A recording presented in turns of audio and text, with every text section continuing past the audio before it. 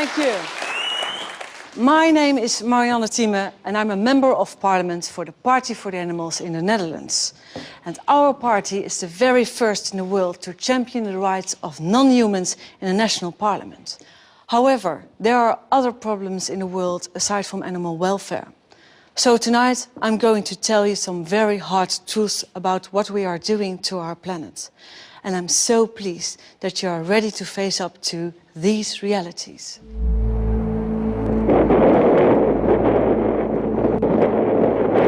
If you look at the 10 hottest years ever measured, they've all occurred in the last 14 years. The world is heating up fast and we have ourselves to blame.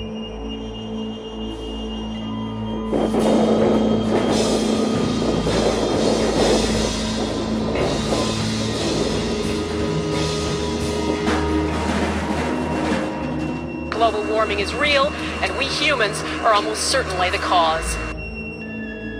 Global warming, that's the world's greatest current concern. Everyone finds themselves in its grip, from scientists to politicians to the Secretary General of the UN and even Leonardo DiCaprio. We face a convergence of crises. Industrial civilization has caused irreparable damage. By the middle of the century, there may be 150 million environmental refugees. Not only is it the 11th hour, it's 11:59. But it's that other film made by Nobel Prize winner Al Gore, which has truly succeeded in putting this global problem on the map. An Inconvenient Truth was a real wake-up call to the world. This was a great achievement for Al Gore. However, he forgot something rather important. The consequences of global warming are enormous. The climate researchers from the Intergovernmental Panel on Climate Change have estimated that by the year 2100, 1 to 3 billion people will be in dire need of fresh water. Hunger will increase throughout large parts of the globe. So it should come as no surprise that global warming is currently our foremost concern. Everyone who has seen Al Gore's film knows that our Earth is in bad shape. Greenhouse gas emissions must be reduced. This is on the agenda of every world leader. The causes of global warming must be dealt with now. And so, together we must identify the greatest emitters of greenhouse gases in our society. What do you think? What are the sources of greenhouse gases? The cars we're driving and the water waste and all the trash we don't care where we're throwing it. That's what I think. Cars, buses. It's industry, it's gasoline, it's energy. All the fumes from Cars, too many vehicles maybe. Fumes in the air, all the gas and people driving in the city. Cars, factories, planes. Much in the aviation industry hasn't helped. I mean, one airplane can fly across country and it's like 40 tons of carbon. 40 tons, that's a lot. I think in one word, I would say pollution. Coal power stations, gas power stations. People using more energy than they need to. We are wasting a lot. An excessive use of gases. And also coal burning stations, especially in China. All the pollutants that we pump into the air day after day. Everyone says the same thing. It's the cars, the planes, the industrial plants. It's because we leave our lights on and take long showers. Always the same familiar answers. And, well, yes, of course it's true. But no one has yet won the grand prize. Because we're forgetting one extremely important factor. 18% of global greenhouse gas emissions are caused by livestock farming. That might surprise you. Farmed animals, 18%. And guess what percentage of total global emissions are caused by transport? 13%. Just think. All the cars, tractors, trucks, ships and planes in the world added together emit fewer greenhouse gases than livestock farming. Oh, really? Wow, I thought it was mostly cars. Wow. Wow. Livestock. That's crazy. So more than the cars. Are you serious? Yeah, I didn't know that. That's insane. No, I did not know that. No. That's news to me. I've never heard that. I'd never heard the livestock connection, no. Well, I knew there was some. I had no idea it was that extensive. How does it come from livestock exactly? What do you call cow farts? What do you call that? Okay. Yeah, the methane gas coming from the cows. Yeah. It's cow shit, right? Doesn't cow poop? It's the emissions, right? I thought it was just fat people in the South here in America, but no, apparently it's cattle as well. It's quite worrying. Okay. But I saw an article that say because the cow, what they fast, and then actually the fasting make the global warming. Yeah. But how can it be that farm animals place a heavier burden on the environment than the entire transport sector worldwide? Well, actually, it's rather simple.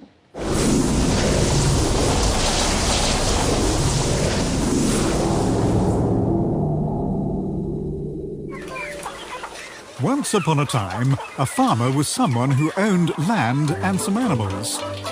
Nice and quiet around here. If there was more land, then he bought some more pigs, a few chickens, and some cows.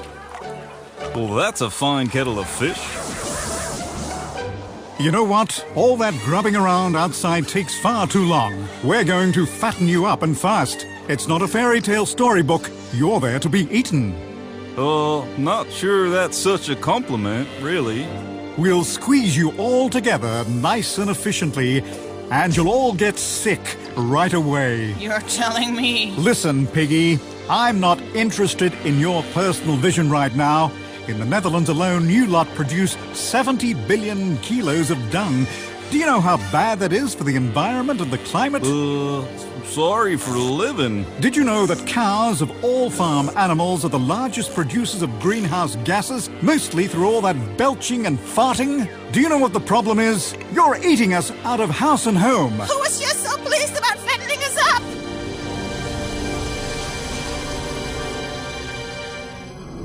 But all that food has to come from somewhere, doesn't it? So we destroy the rainforests and plant soya crops instead. But the rainforests are really important for the absorption of carbon dioxide.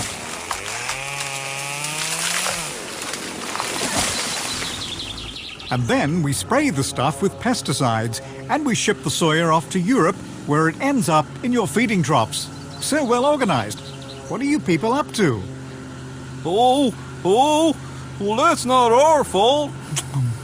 Who actually wants to eat meat anyway? The consumer, okay? Is there something wrong with that? Well, that's a good question. Who actually eats so much meat?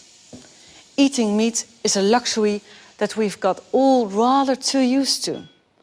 Don't dare touch our steaks. Keep your hands off our barbecues. But once it becomes clear that all this meat is making a major contribution to the destruction of our Earth, shouldn't we think again? And yes, I hear some of you thinking, here we go again, yet another vegetarian fanatic. But I'm certainly not the only one who's worried about this issue.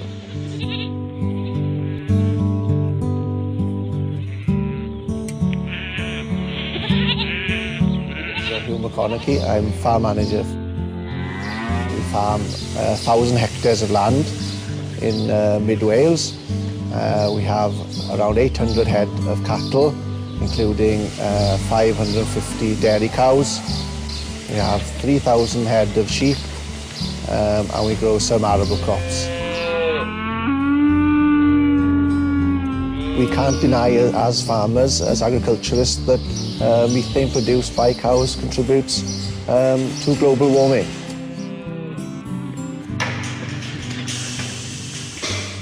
I'm David Davis. I work at the Institute of Biological, Environmental and Rural Sciences at Aberystwyth University. Cows have a very complex digestive tract, more complex than humans. Within their stomach, they are able to digest plant fibre, and humans cannot. To do that, they need a very complex mix of bacteria and fungi and protozoa within their digestive system. Now, these microorganisms do not have access to oxygen, and the food that we eat as people gets converted into carbon dioxide and water. Because ruminants in the rumen don't have access to oxygen, they need to produce a different range of end products. And one of the key ones from the rumen is methane. When you compare with carbon dioxide, methane is 21 times more potent. The cow eats the feed in front of it, and it goes into its stomach, and as a result of that, the cow burps a lot. And this gas, which is produced when the animal burps, is one of the gases linked to warming and the greenhouse effect.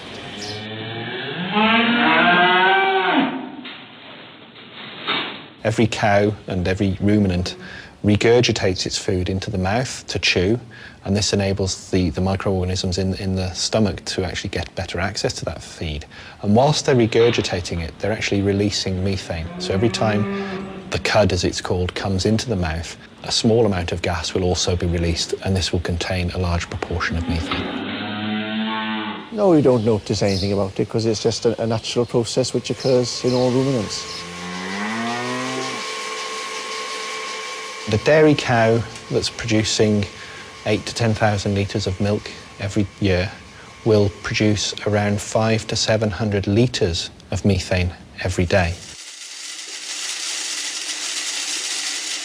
So your average cow will produce around 700 litres of methane per day. This is equivalent to the amount of greenhouse gas CO2 emissions produced by a big 4x4 vehicle travelling around 35 miles per day.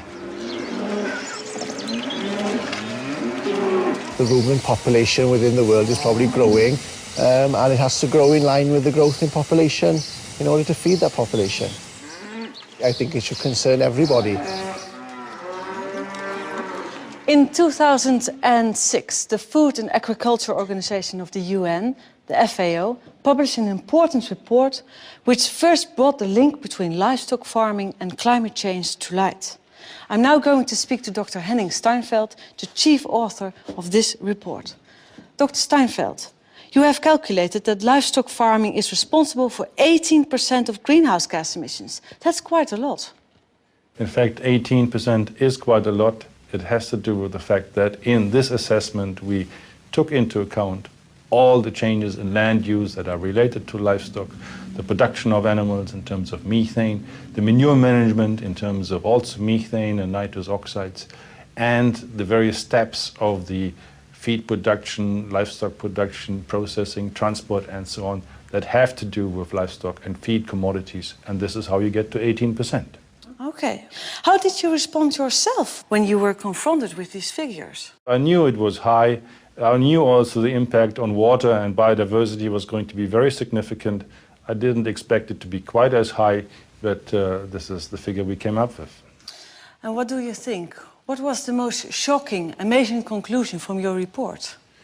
Well, I think one of the issues is that this huge environmental impact that livestock have is not well understood by the public. It is not even well understood by the farmers themselves. So there is actually a strong case for regulating the livestock sector much more than is currently the case. Thank you. Everyone is talking about global warming and trying to find out why it is happening. But how can it be that livestock farming is hardly ever mentioned as one of its causes? Certainly when more and more scientists have made the link between livestock farming and climate change.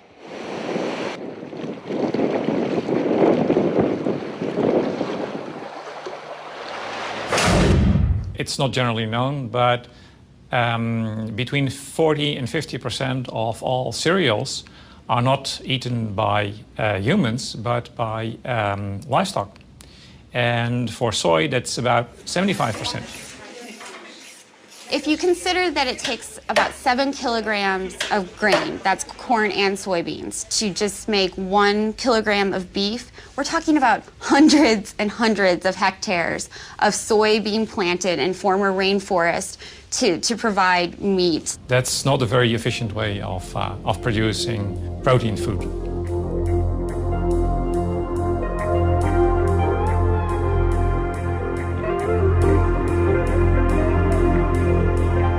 The soy is being imported from places like Brazil. Brazil has the biggest soy export market in the world, and their soy production has grown since the 1960s, something like 57 times. So they're just producing more soy than ever before.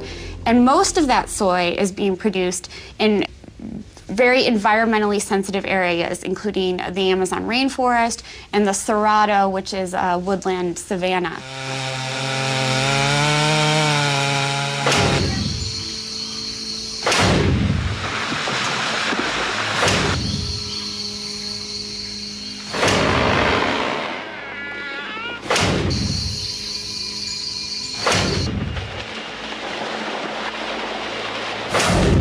What can I say? It's a disaster. The main drawback is losing biodiversity, but indirectly it's also influencing climate change. It's speeding up the climate change that's already occurring. Carbon sinks are places in the world like the rainforest or the Cerrado or some agricultural lands that soak up and sequester carbon. And when those are lost, we're losing a very important tool in the fight against global warming.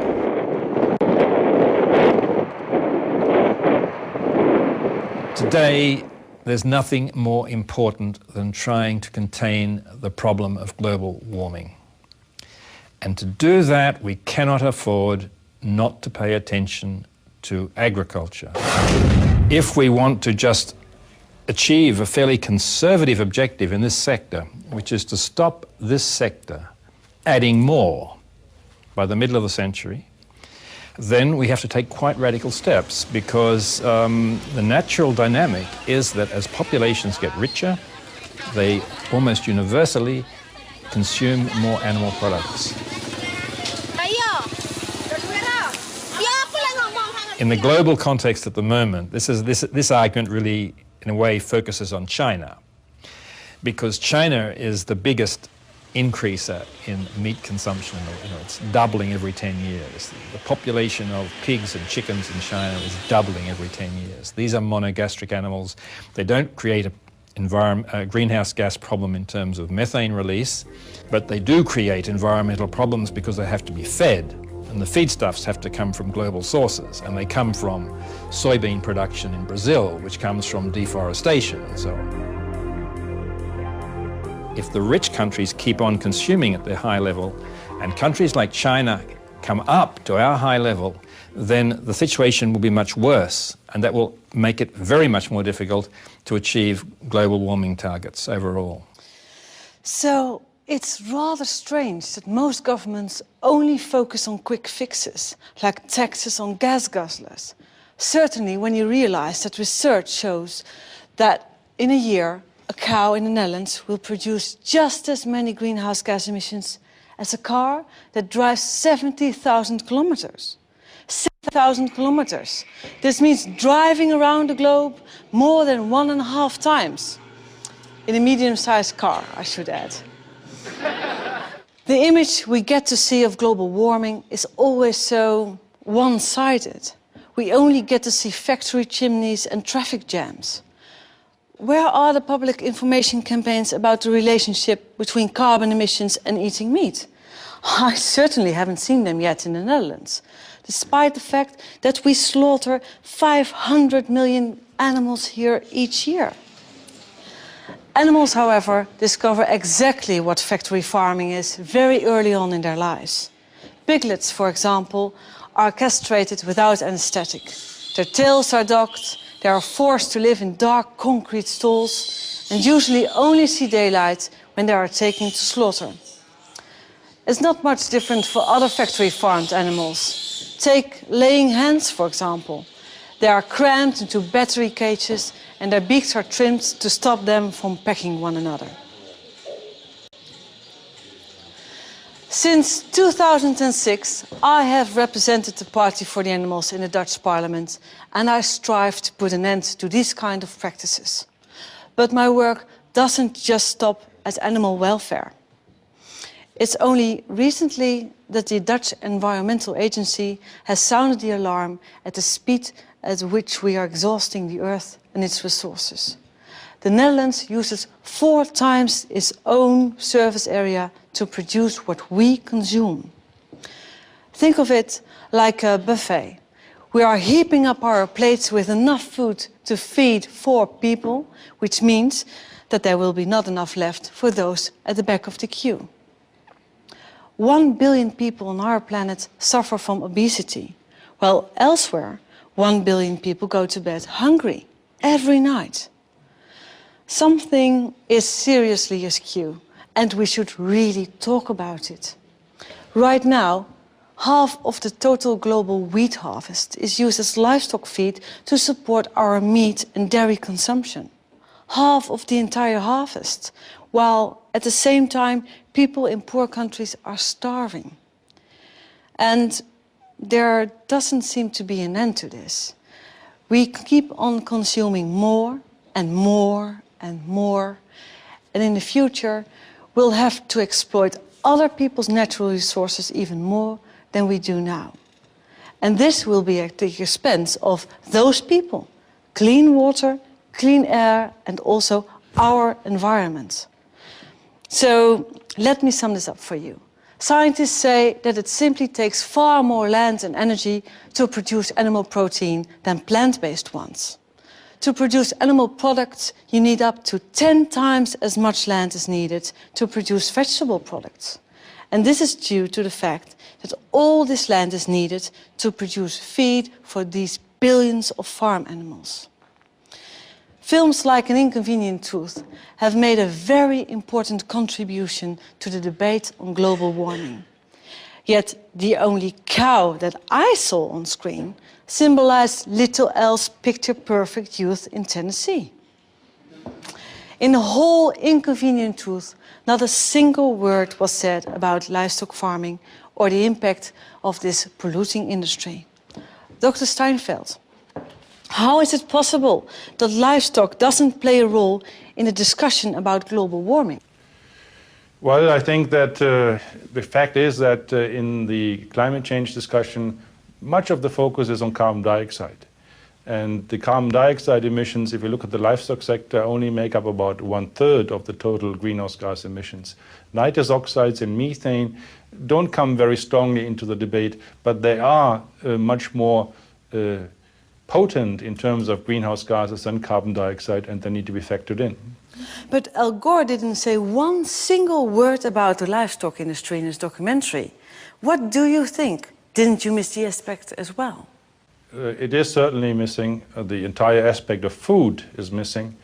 And I think everyone needs to know that food and agriculture contributes to climate change and has environmental impact. And one needs to make choices if one wants to be environmentally friendly that are in line with the environmental impact of producing various types of food. Well, I think he should have said something about it. Have you ever tried to convince him? Well, I'm not someone who knows Al Gore personally. I think that at my level, publishing results and talking at conferences and talking to the media, such as in this case, is all I can do. Well, thank you. He doesn't know it either. So I went to the United States to find an answer to this question. Unfortunately, Al Gore was busy, but I did manage to speak to some other people who had quite a bit to say on the subject.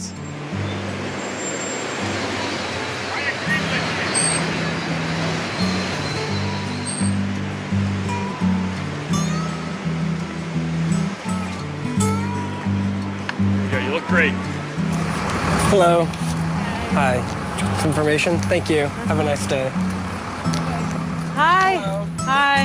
Hi. Hi, nice to meet you finally. Yeah. Yeah, you do such great work. Thank you. Thank you. Yeah. Having a good time. Yeah, what are you doing here? Well, we're out here trying to show people that if they're eating meat, they're engaging in the #1 most environmentally destructive behavior they could engage in. And showing people that rather than cars and trucks and SUVs, even rather than planes, meat is the #1 cause of global warming. Do people believe that when you tell them? People are shocked to find out. We hear so much about cars and trains and planes and energy, and people don't realize that it's actually the meat on their plate that's causing global warming rather than the car that they're driving even. Get you some information here? Thank you. Thank you. How's it going? There you go. Check that out when you get a chance. Thank you. Check that out. Thank you. We use this catchy phrase, climate change. It's really just a way to grab attention and get people to look in our direction long enough for us to give them a leaflet and explain the issue a little bit further. And get them to go home wondering how is it that meat causes global warming rather than wondering what's on television tonight or what am I going to have for dinner tonight. Hey there. One of these. Thank you. Saying that power plants are the #1 cause of global warming is like saying that humans are the #1 cause of global warming. Power plants don't emit energy, don't create energy for the purpose of just creating energy for the sake of it. They create it for industries. And one of the industries that uses the most energy is factory farming. All right. In the US, the meat industry uses about 1/3 of all the fossil fuels that we generate.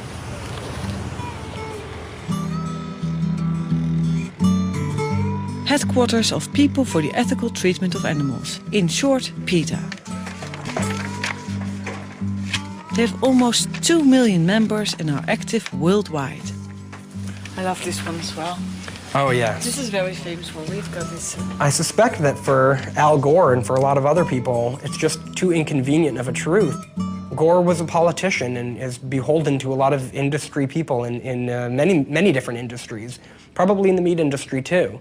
And while he certainly has done admirable work, it's disheartening, to say the least, that he has continued to ignore the fact that the meat he's eating every night for dinner is the #1 cause of global warming.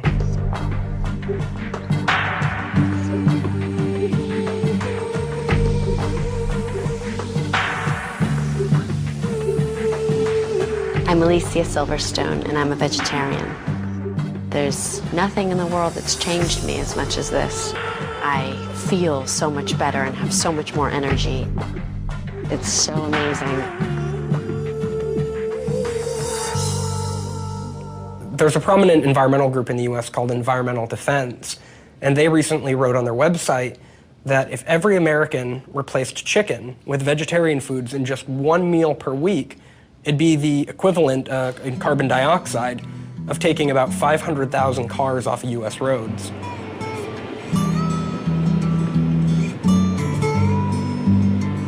Here in the United States, big is beautiful. This applies to the cars and definitely to the steaks. The average American eats 124 kilos of meat a year, 44 more kilos than the average Dutchman. At night, at the hotel, I watch a classic about American factory farming. Here you go, Leo. Psst. Leo. Who are you? And how did you know my name? I am Mufius, and I know a lot about you. Have you heard of the Matrix?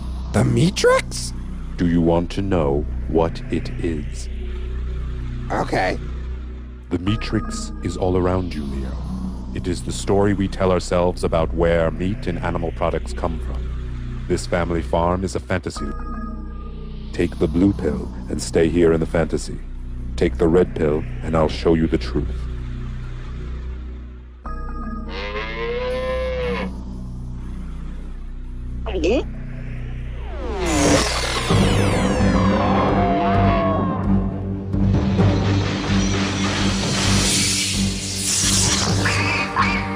Welcome to the real world. Wow! What is this horrible place? This is a factory farm, Leo. Places like this are where most eggs, milk, and meat come from. How did this happen? I'll show you. In the mid-20th century, greedy agriculture corporations began modifying sustainable family farming to maximize their profits at great cost to both humans and animals. Factory farming was born. Animals are packed as closely together as possible. Most never see sunlight, touch ground, or get fresh air. Many can't even turn around. These cruel conditions cause fights and disease amongst the animals. To fix this, the corporate machine began systematic mutilations, practices such as debeaking chickens. And they started adding a constant dosage of antibiotics to their feed, just to keep these poor wretches alive. This overuse of antibiotics breeds super strains of resistant disease-causing germs. Every day we get closer to an epidemic that cannot be stopped. Ew! What's that smell? 12 million pounds of excrement. This pollutes the air and groundwater. That's why communities near factory farms often suffer from high levels of related sicknesses. Well, it smells like shh. And what's more, factory farming corporations have been destroying communities and mistreating their workers for decades. Since 1950, over 2 million small hog farms have disappeared. If they continue at this rate, there'll be no real independent family farms left. That is the Matrix, Leon. The lie we tell ourselves about where our food comes from. But it's not too late. There is a resistance. Count me in!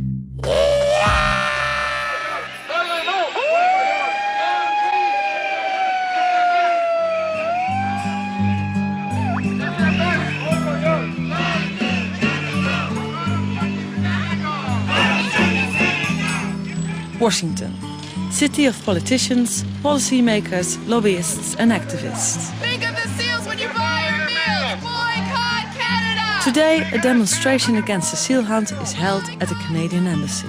Think of the seals when you buy your meals! Boycott Canada! This demonstration was organized by the Humane Society of the United States, America's largest animal welfare organization with 10 million members. 30 minutes later, I have an appointment on Capitol Hill with Wayne Purcell, the president of the Humane Society. Hi. Hello there. Hi. Welcome to the United States. Welcome to Washington, our nation's capital. Thank you. And we're so proud of what you've accomplished in Thank Holland you. with your election. We all took note last November of how you were elected, and you're the first party for the animals in the world to achieve this. True.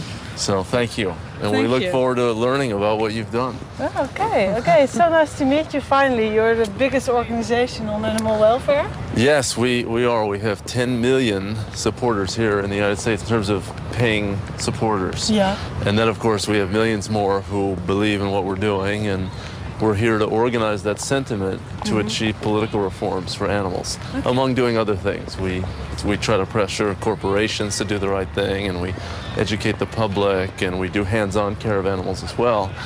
But the political work here in Congress is very important. Hi. Oh, good. You guys quit. 1, 2. Factory farming is the biggest abuse of all, because in the United States alone, there are 10 billion animals raised for food. It's an extraordinary number, and the average American eats 80 or 85 animals per year. And we want to see that number reduced, and we want to see the animals out of these terrible confinement systems. Why do you think Al Gore didn't mention factory farming? You know, I think that he probably thought that he was giving a lot of information already to people with an inconvenient truth, and maybe he thought people would shut down if it affected them too personally.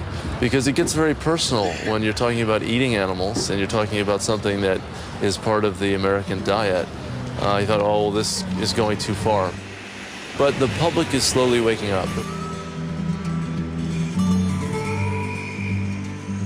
I do not believe that we can have a good situation for animals or the environment if we continue to eat as much meat as we are eating. But even if you reduce your total consumption by half, and instead of eating 80 animals, eat 40, you cut in half the greenhouse gas emissions. So we do think that our fork is a powerful tool. So they're clear about this in the United States. The power lies with the consumer. As consumers, we can make a difference by changing our diets. Matt Prescott says that meat is the #1 cause of global warming, and he gives a good example of this. If every American ate no chicken for just 1 day a week, then this would reduce just as much pollution as taking 500,000 cars off the road.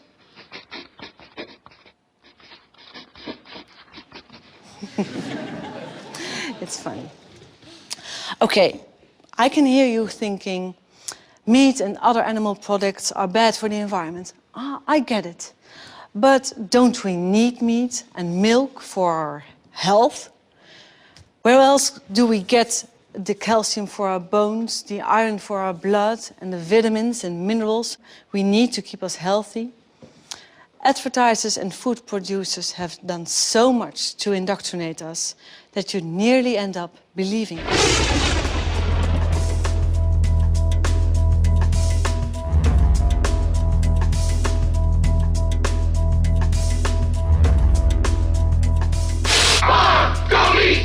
Pints of lamb are only $1.99 a kilo.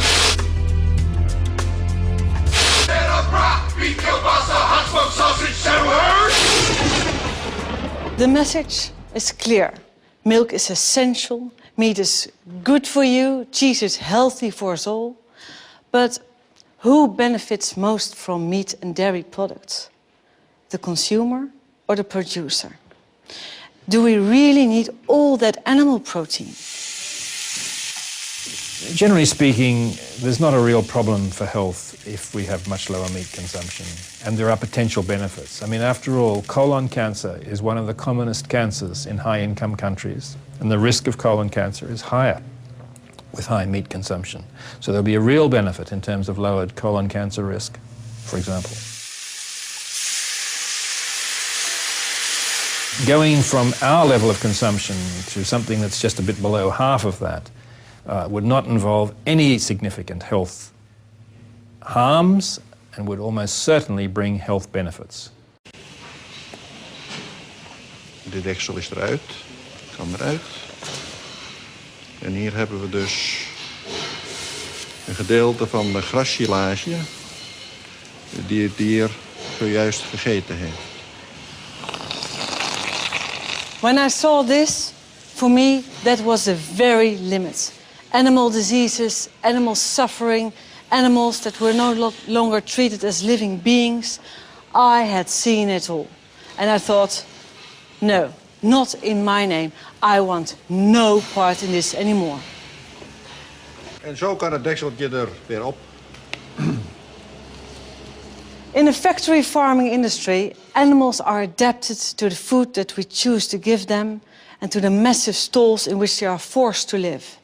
They are mutilated, they are giving antibiotics to stop them getting sick.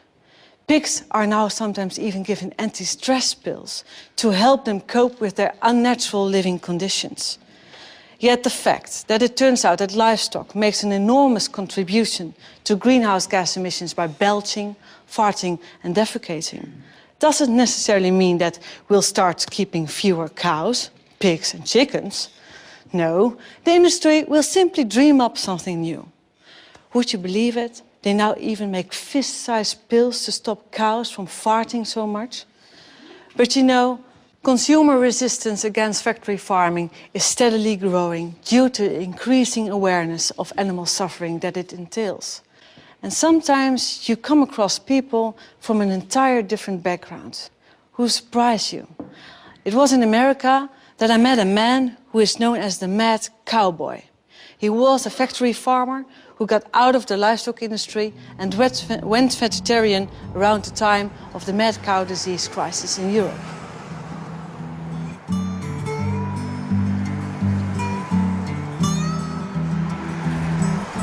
Hi, nice to finally meet you. Nice to see you're unlost again. Yeah, finally, we made it. My humble abode.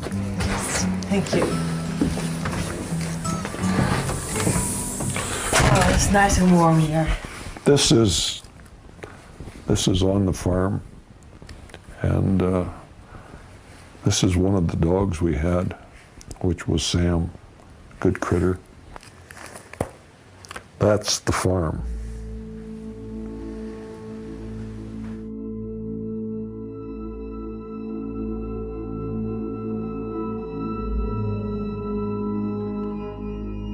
I'm a fourth-generation farmer, rancher, feedlot operator from Montana.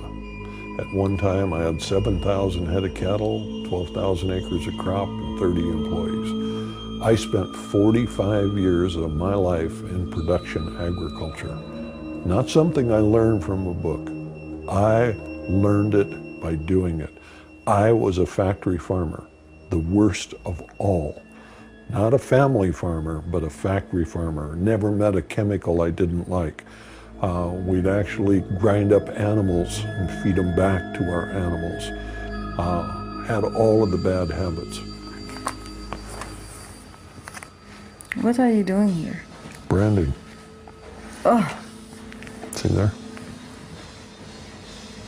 I've branded hundreds of thousands of animals. It's still allowed? It's still allowed in America? Absolutely. 1979, I ended up paralyzed from the waist down. Doctor told me I had a tumor on my spinal cord.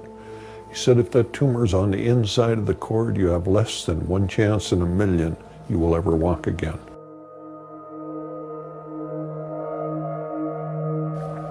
Made me stop and think for the first time in my life that I was part of the problem, not part of the solution. I saw the birds die, I saw the trees die, I saw the soil changed. And it was not until I was paralyzed that I was willing to admit that I was the problem. I ended up with a 1 in a million operation. I've walked out of the hospital with a 1 in a million operation, but I walked out a much different individual than I walked in. I knew that what we were doing was wrong, was absolutely, totally non-sustainable. Here's a scone that my wife made. Try that.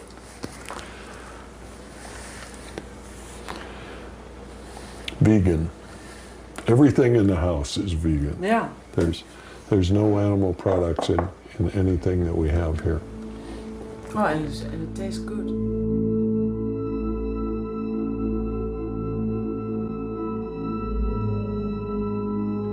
Everybody thought the same way. It was mass hysteria. Everybody was doing it. It must be okay. You started from the time you were a child. And can you imagine what it was like when I first asked myself the question, should we be eating animals? It was one of the most thought-provoking questions I ever had in my life, because I had never even considered that. No. And when you stop and think about it, it is so straightforward and open. Should we eat animals? Absolutely not. Do we need them for protein? Absolutely not. Are they good for us? Absolutely not. Do they enjoy us eating them? Absolutely not. My hometown newspaper put my picture in the front page, and it said, Montana's most famous vegetarian. I picked up the phone and I called him up and I said, why don't you tell it the way it is? Montana's only vegetarian. And they said, no, we have one of you kind of guys here at the paper, so we know there are two. But people don't want to believe that somebody that from the inside of the industry, you know, that when you look at it, the one thing when I debate the issue with somebody from the industry, their common defense is, oh, well, you don't understand. I spent 45 years of my life there. There's nothing that they have done that I haven't done more of it. I've milked more cows, I've slopped more pigs, I've fed more animals, and when they tell me I don't understand, I understand. And what I understand is what we're doing is wrong, it's non-sustainable, It's not good for us, it's not good for the animals, it's not good for the planet. The sooner we stop what we are doing, the better we'll all be.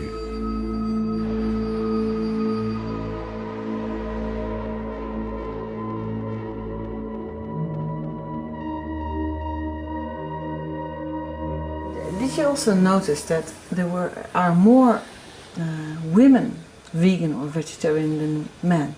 Well, yeah. You know why? Tell me why. They're smarter. Ah. Yeah. Do you know why women live longer than men? Tell me. Because men have to live with women. You know, what I did is I went out on the road and I started talking to people. I traveled about 100,000 miles a year. It was not unusual for me to do 3 or 4 lectures a day. Some of the groups were large, some of them were small. The largest group I ever talked to was 40,000. The smallest was 2. We should never count the crowd. You never know how many people that are there are going to get the information. My job was not to save the world. My job was to do everything that I could do so people would make better choices. And I've done that now for over 20 years. And I think that when I had the opportunity, I was able to change the way a lot of people thought. Was it going to be enough? I don't know. But I did what I could. Do you think there are more vegetarians now? Oh, sure. You know, my hometown actually had a vegan restaurant. Isn't that amazing? The man that gets the Nobel Prize for the film on global warming neglects the #1 cause of global greenhouse gases? Does that give you some idea of the power of the industry? That a man that was out there to change the world on global greenhouse gases, do you think he did not know about it? Or was he just unwilling to stand up to the power that they had? When I went on the Oprah show and I told a few million people that we were grinding up cows and feeding cows, they sued Oprah, Harpo Production, and myself for 6 years in court. Cost us hundreds of thousands of dollars to protect ourselves for telling the truth. My reaction is that free speech not only lives, it rots. Maybe Al Gore was worried about the power of the industry, or maybe he was self-serving because he actually raises cattle himself. And if you look at Al, since he left office, there is no doubt in my mind that he's eating well too many of them.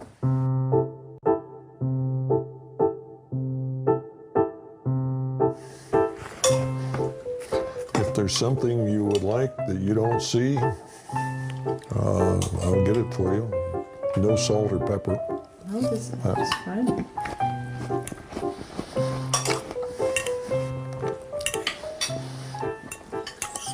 What was your favorite meat product when you were? Hamburger. Hamburger? You ate a lot of hamburgers? Yep, the best meal in the world was pork and beans, potato salad, and hamburger. I could eat that 3 times a day, every day. Breakfast, lunch, and dinner. Didn't make any difference. Really? Loved it.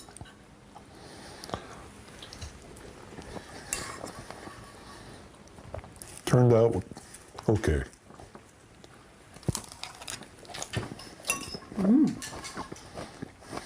Why so, not say it turned out great? Well, if my wife cooked it, it'd been better. But it just goes to show that if an old cattle farmer can do this, anybody can do it.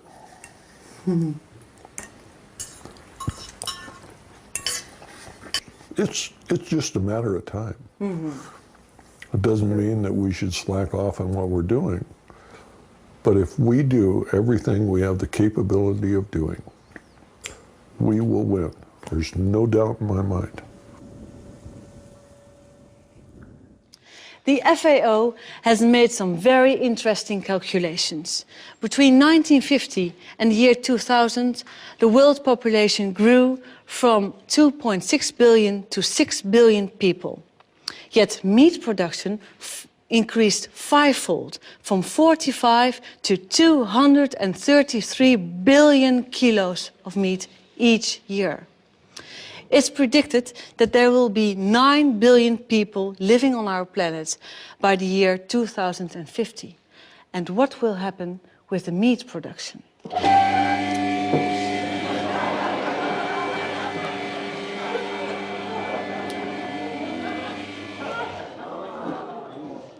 The meat production will double to 450 billion kilos of meat by the year 2050. And of course, the greenhouse gas emissions will double too. And I'm talking about kilos of meat every time, but of course we are talking about living and breathing animals. In a lifetime, the average European will eat 7 sheep, 24 rabbits, 43 turkeys, 789 fish, a third of a horse, 5 cows, 42 pigs and 900 chickens. So the average European devours 1,800 animals in a lifetime. If every person on our planet were to do the same, we would need 142 billion animals every year. In truth, the agricultural sector worldwide has gone off the rails. The cycle has become completely disrupted because we have started to produce meat as cheaply and intensively as possible. Forests in South America are disappearing because Europe demands huge amounts of animal feed. The gigantic factory farming industry in the United States, the huge level of meat consumption in the Western world, all at the expense of the climate, biodiversity, drinking water and food for the very poorest people on Earth. If we don't change our eating habits, we will be consuming 450 billion kilos of meat by 2050. What does that mean for our planet? Dr. Steinfeld, what does that mean for our planet? What's your scenario? Well, there is a pessimistic scenario, and that is that nothing is done about it, and we continue to produce animals in the way we do right now. And in that case, the environmental impact is going to deteriorate beyond measure. And there is a need to urgently address this issue and to deal with waste, to deal with greenhouse gas emissions, to deal with biodiversity losses. And measures are available, technology options are available. What is lacking is the political willingness to act on these and to steer the livestock sector into a more sustainable way. But suppose we eat no meat for, let's say, 1 day a week. Will that have any positive impact on the environment? What do you think? Well, the impact of livestock production is probably disproportionately high compared to other sectors. So reducing consumption is likely to have a positive impact on the environment. What do you expect? Are we going to eat less meat in the future? I think that the human health concerns and the welfare, animal welfare concerns and the environmental concerns will be increasingly appreciated by a growing number in the public, and that will lead to a slow decline in, at least that's my personal prediction, to a slow decline in the consumption of meat in particular. Okay, thank you. Dr. Steinfeld is not very optimistic, but he also points to a lack of real political will to change things. Yet, is this enough to lead us to despair? Well, I don't think so. There are some rays of hope, tiny rays of hope. I think that is just because people simply don't know. I'm sure that if they knew, they'd want to change their eating habits. But even politicians, who you would expect to know more, haven't got the faintest clue. This became crystal clear during a recent debate on deforestation in the Dutch parliament. De ontbossing, meneer Blom, zoals u weet, wordt voor een heel groot deel ook veroorzaakt door onze intensieve veehouderij. Ja, ik vind het altijd verbazingwekkend hoe de Partij van de Dieren in staat is om een onderwerp per interruptie te introduceren wat absoluut niet gaat over de tekst die ik hiervoor uitsprak. U moet mij niet kwalijk nemen dat ik geen idee heb wat de relatie is tussen intensieve veehouderij en de relatie tot ontbossing. Ik weet niet waar. Het spijt me, maar dan moet ik u helaas het antwoord op schuldig blijven. Nee, dat zie ik me waarschijnlijk niet, maar ik weet het gewoon niet. But in fact, it's all so simple. Less meat, fewer animals, reduced greenhouse gas emissions, reduced water use and less deforestation. Johan Rank has directed music videos for Madonna, Beyoncé and Robbie Williams. And when he heard about the environmental problems caused by livestock farming, he thought, shit, man. And made a very simple yet very effective short film that I don't want to keep from you.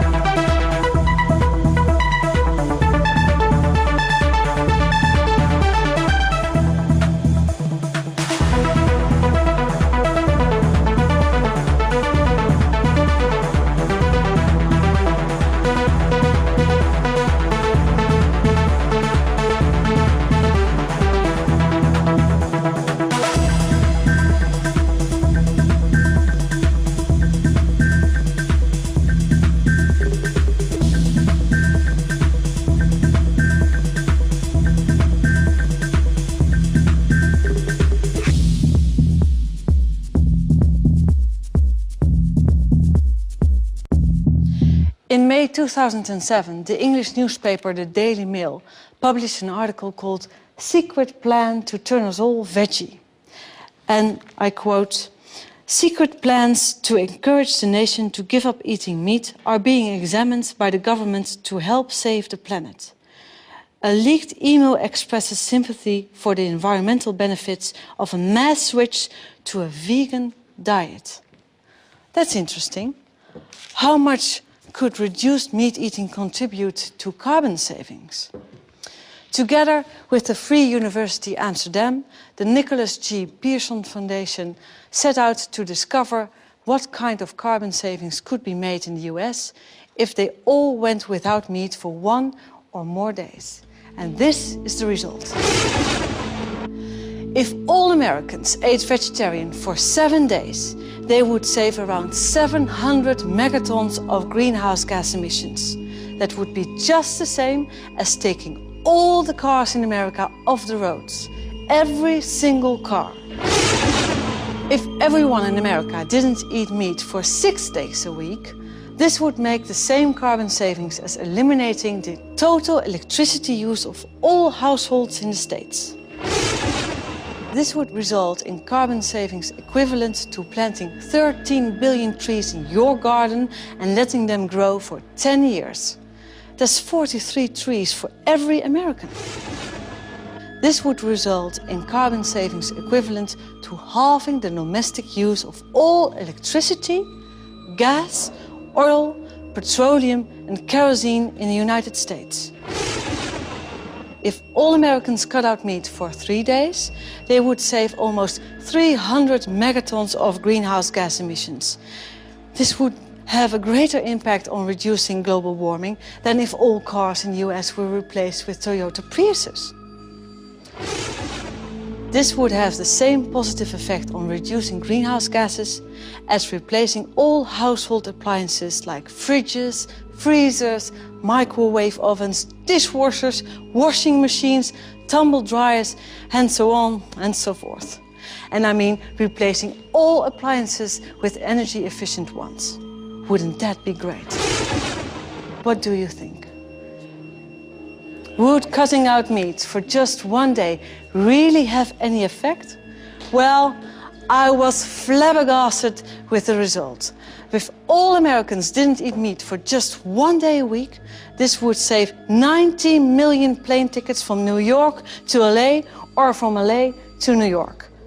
90 million tickets each year just by eating no meat for just 1 day a week. You see,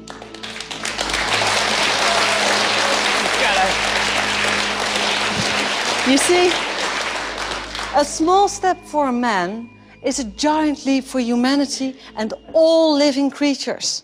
And you don't have to wait. You can start today with your own tasty and simple solution to the climate problem.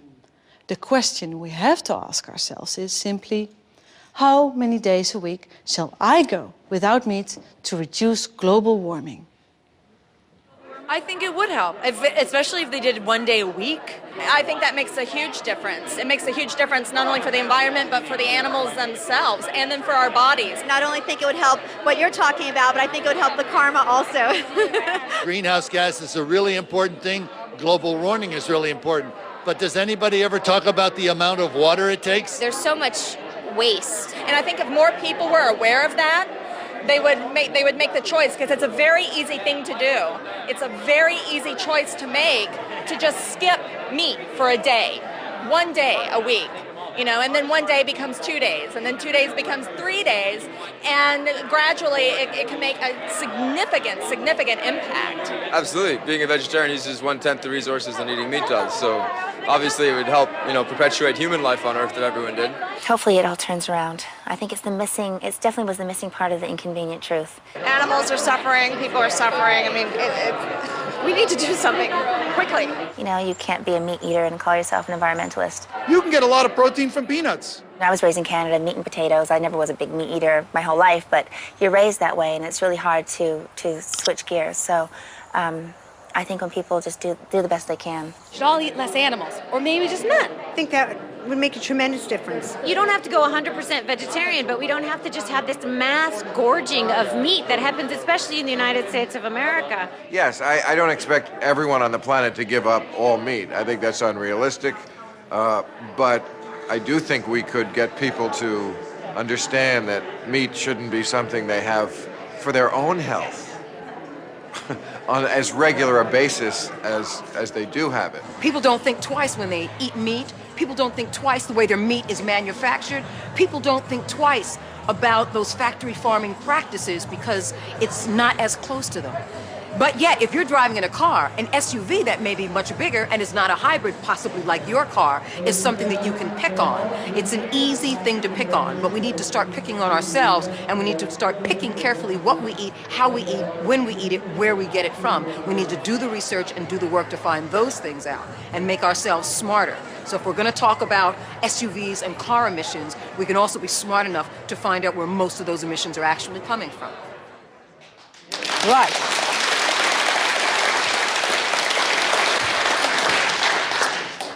Actually, the solution to our climate problem is child's play. The production of 1 kilogram of beef is just as bad for the environment as driving around in the car for 3 hours while you left all your lights on at home.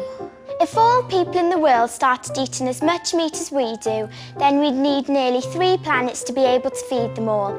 And that's not possible.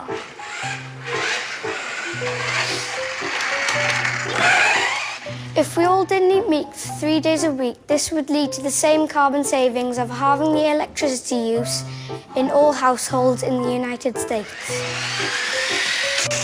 A vegetarian in a Hummer produces fewer carbon emissions than a meat eater in a Toyota Prius. But a vegetarian on a bike is much better. There are hundreds of millions of vegetarians today, and many more people who have already started eating less meat. Personally, I like to call them meat leavers. No, you didn't hear me wrong. I didn't say meat cleavers, but meat leavers. And if you've heard all this and are still not convinced, if climate change doesn't really matter to you, then why not just reduce your meat consumption for the sake of the animals? Because they cannot stand up for themselves and are the direct victims of our excesses. Thank you.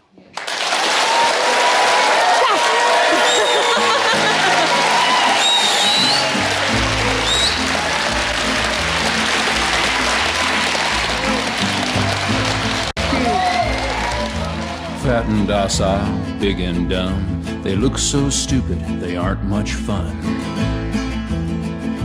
Cows aren't fun. They eat to grow, grow to die, die to be et at the hamburger fry.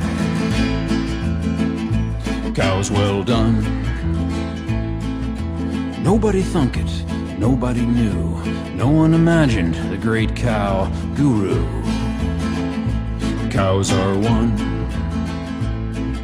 He hid in the forest, read books with great zeal. He loved Che Guevara, a revolutionary veal. Cows say tongue. He spoke about justice, but nobody stirred. He felt like an outcast, alone in the herd. Cow doll drums. He moved, we must fight, escape or we'll die. Cows gathered around, 'cause the stakes were so high. Bad cow pun. But then he was captured, stuffed into a crate, loaded onto a truck where he rode to his fate. Cows are bummed. He was a scrawny calf who looked rather woozy. No one suspected he was packing an Uzi. Cows with guns. They came with a needle to stick in his thigh. He kicked for the groin. He pissed in their eye. Cow well hung. Knocked over a tractor and ran for the door. 6 gallons of gas flowed out on the floor. Run, cows, run. He picked up a bullhorn and jumped up on the hay. We are free-roving bovines. We run free today. We will fight for bovine freedom and hold our large heads high. We will run free with the buffalo or die.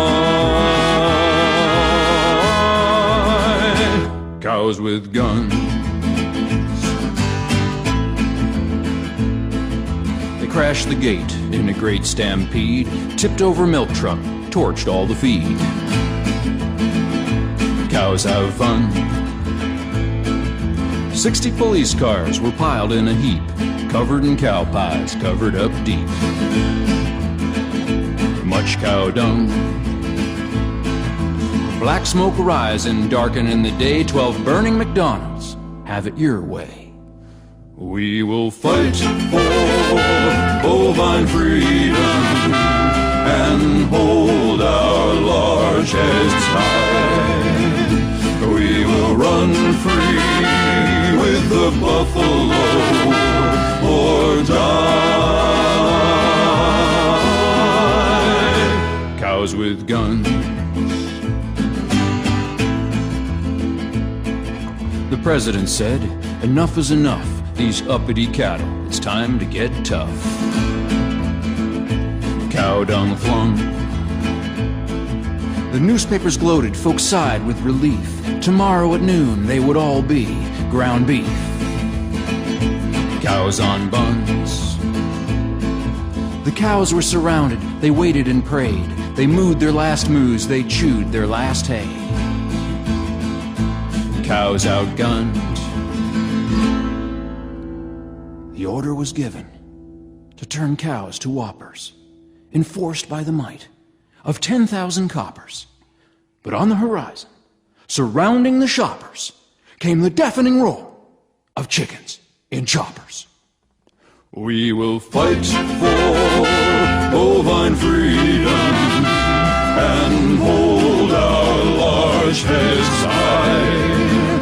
We will run free with the buffalo or die.